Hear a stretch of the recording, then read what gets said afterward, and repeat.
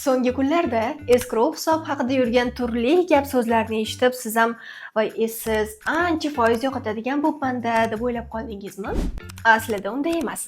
Bu videoda sizga escrow hisobini hech qanday foizlarsiz bepul ochish yo'lini o'rgataman. Undan avval u o'zi nima va qanday ishlaydi tushunib oling. Tasavvur qiling, Ali va Guli o'rtasida ko'chmas mulk oldi-sotdi bitimi bo'lmoqda. Ali kvartira sotib oladi, Guli esa sotuvchi.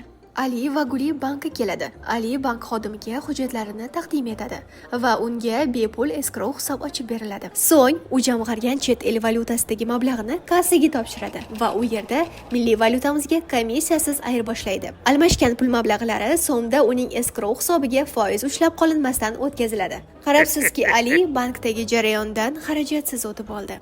Escrow ko'chmas mulk hamda avtomobil oldi-sotdi jarayonida foydalaniladigan bankda ochiladigan maxsus xavfsiz hisob raqami bo'lib, unda sizning mablag'ingiz vaqtincha saqlanadi. Mablag' milliy valyutada joylashtiriladi va odatda agar hujjatlaringizda kamchiliklar bo'lmasa, jarayon bir ish kunidayoq yakunlanadi. Har bir oldi-sotdi bitimi uchun alohida hisob ochiladi va eng asosiysi, Oktobankda escrow hisobini ochish bepul. Sizdan hech qanday komissiya olinmaydi. Bankdan hujjatlarni olib, ikki tomon notariusga boradi. Oldi-sotdi shartnomasini rasmiylashtiradi.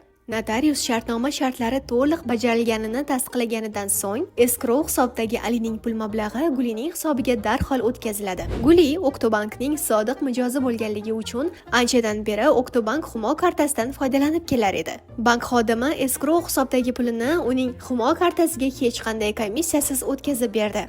Guli mulkini ortiqcha ovoragarchilik va xarajatlarsiz sotdi va o'sha kuniyoq mablag'ini qo'liga oldi.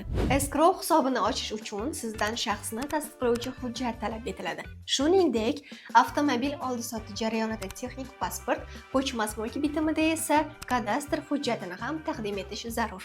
Bu tizim aslida ikkala tarafning ham xavfsizligini ta'minlash, sizni firibgarlar tuzog'idan himoya qilish uchun yo'lga qo'yildi.